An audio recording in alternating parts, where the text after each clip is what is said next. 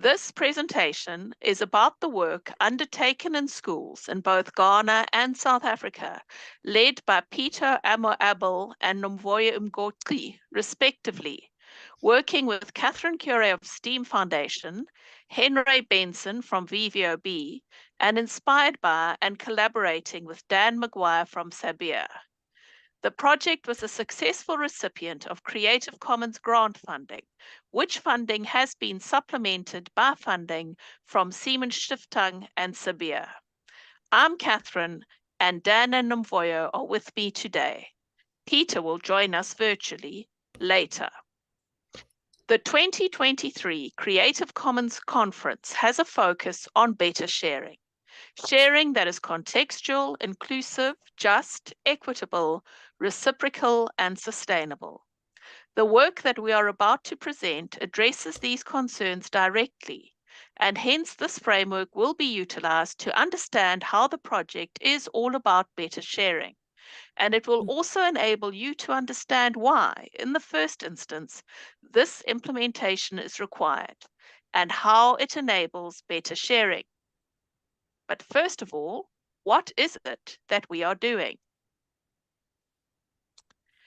The Moodlebox project is situated within K-12 education in Africa. It has 3 components to it.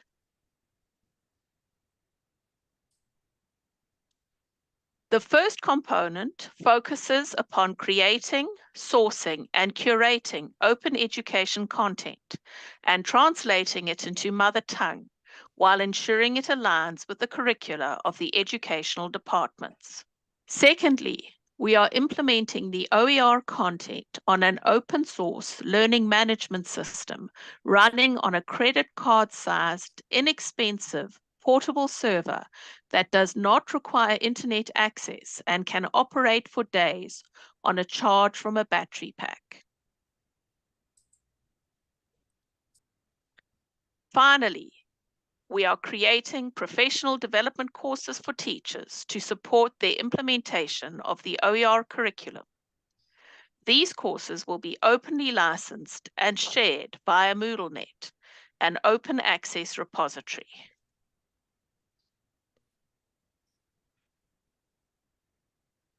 The context within which we are working is that of poverty, unemployment, and associated low resources, including intermittent electricity supply and extremely high data costs.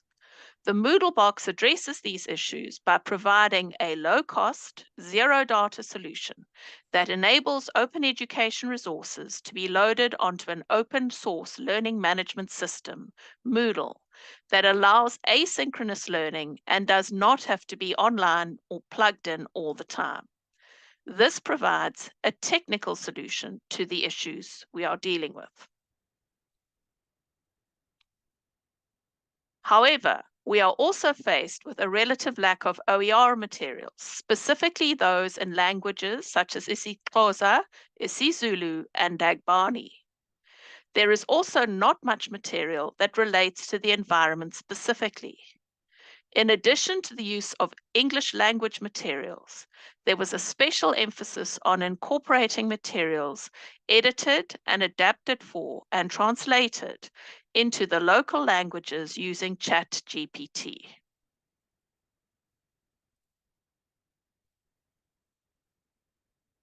Economically, there are great inequities with which we have to contend. South Africa has arguably the largest Gini coefficient gap in the world at 63, in large part attributed to a youth unemployment of 50% and an adult unemployment of between 33 and 40%, depending on how you look at it, while Ghana's Gini coefficient is 51.1. Both of these indicate wide gaps between the rich and the poor. It is quite evident that OER are required to bridge the gaps to enable quality education at an extremely low cost. Inclusivity includes ensuring that the first books to which you are exposed are in your language and reflect your world. There is much research that makes it abundantly clear that the first exposure to literacy in your mother tongue is a fundamental foundation for academic success. A lack of easily accessible and inexpensive books is a huge impediment to education, and feelings of psychological safety and well-being are enabled when the people in the books look like the child reading them and are in the language the child talks. You will also hear Peter talking about how the project fosters inclusive participation by girls in Ghana.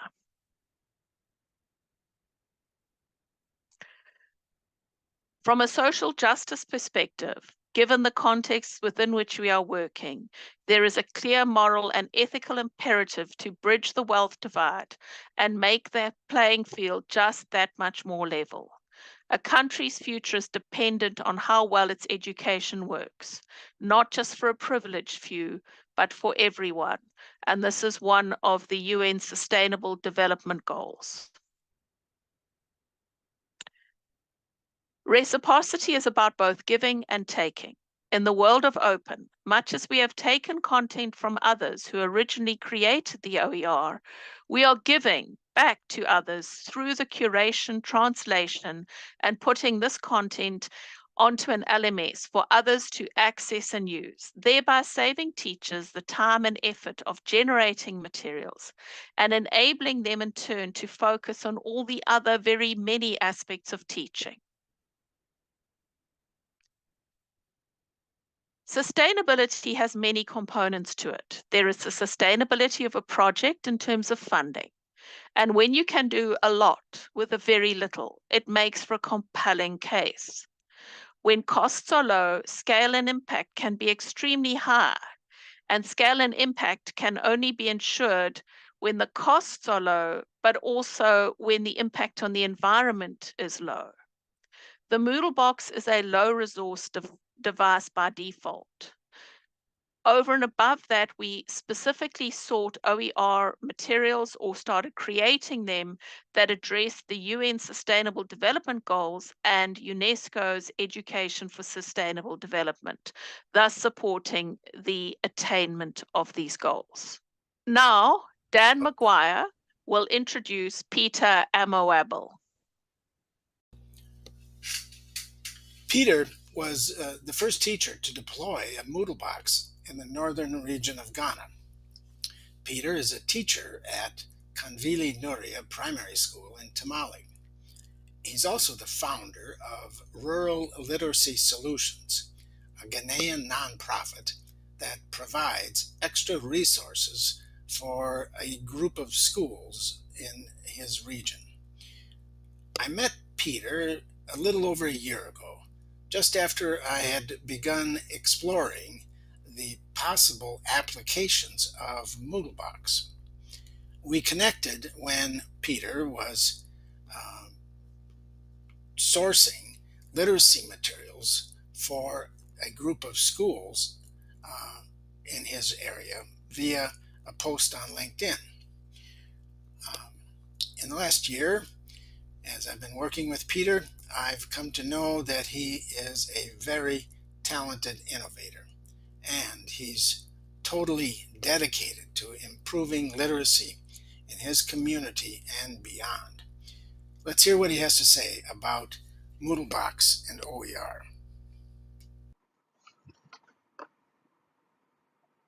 My name is Peter Amobil. I am the Executive Director of Rural Literacy Solutions. I'm also a teacher at Kanvili Nuria Primary School. I am excited to tell you about a combination of powerful tools that is changing the way we learn in our classroom. That's the Moodle box and OER. The Moodle box is a portable server that can provide free, accessible OER content to students without internet connectivity. And as you can see in this picture, that's my students using Wi-Fi devices connected to the Moodle box portable server in our classroom. We don't have any internet connection in our school.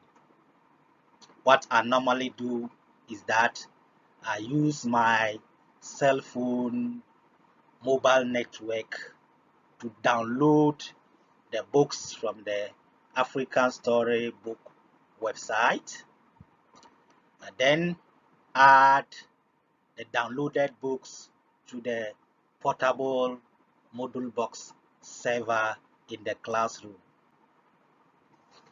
And as you can see in the next video, that's my students reading one of the books we downloaded from the African Storybook website, and they are reading it in the Dagbani language, that's their mother tongue. And because it is an OER book, it could be legally translated into the student's mother tongue. And in Ghana here, it is almost impossible to find books in Dagbani, printed books in Dagbani. So the Moodle box is a great benefit for the students. I've also created courses that I share with other teachers, and also created comprehension and assessment in Dagbani so that I can share it freely with other Dagbani speaking teachers to also use it in their classrooms.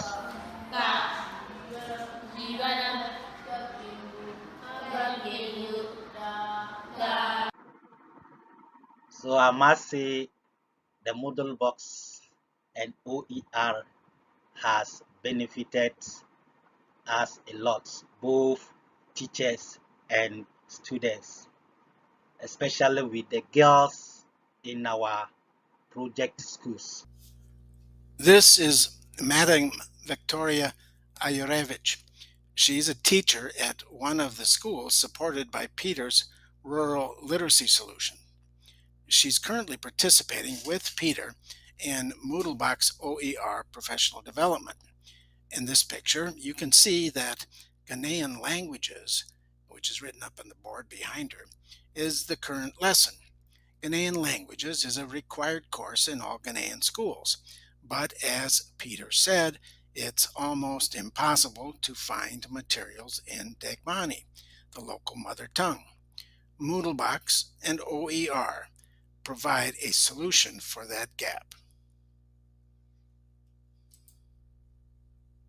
Now let's look at some of the details of translating a book into the student's mother tongue. Here's a book in English that we found on Pratham Books Story Weaver platform.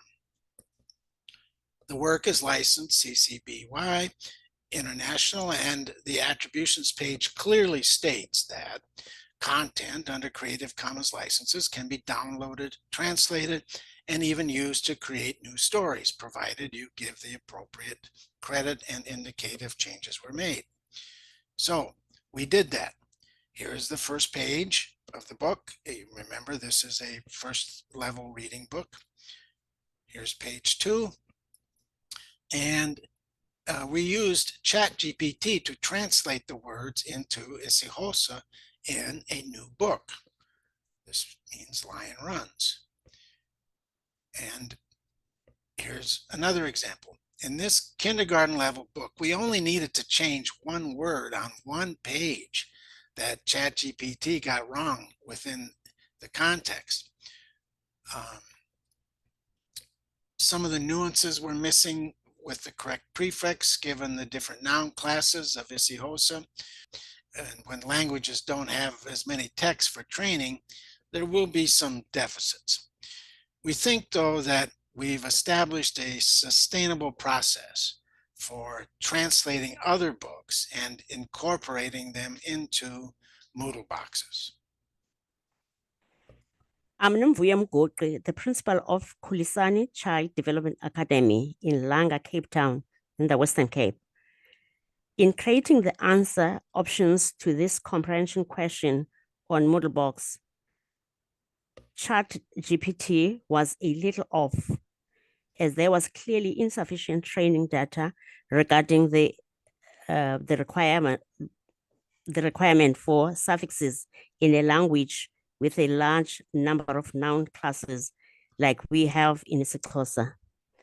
However, it was certainly a fine start, and it only took me a few minutes to make those corrections. And that was true of all the 5 questions for this quiz that we created using the ChatGPT. The corrected quizzes in isiXhosa will be uploaded to MoodleNet so that any teacher in South Africa or anywhere else that wants to use the quiz after they've downloaded the translated book, which will be available on both African Storybook and MoodleNet. Again, this is a model that can be replicated across Africa. Before creating this school, I worked at the University of Cape Town Schools Development Unit on evaluation of the Siemens Stiftung experimental project, studying the current state of teacher professional development in South Africa. Our research demonstrated that many teachers lack both content and pedagogical skills. And while the curriculum is adequate, teachers do not seem to be trained to unearth the embedded skills in the curriculum to reflect competencies and knowledge of the learners. It was evident that scaffolded interventions are required to assist teachers to develop the knowledge and skills required. Expert teachers placing the required content on a learning management system facilitates learning for all teachers and enables them to gain the required confidence and associated competencies. This is the process we are using in developing professional development for Moodlebox implementation.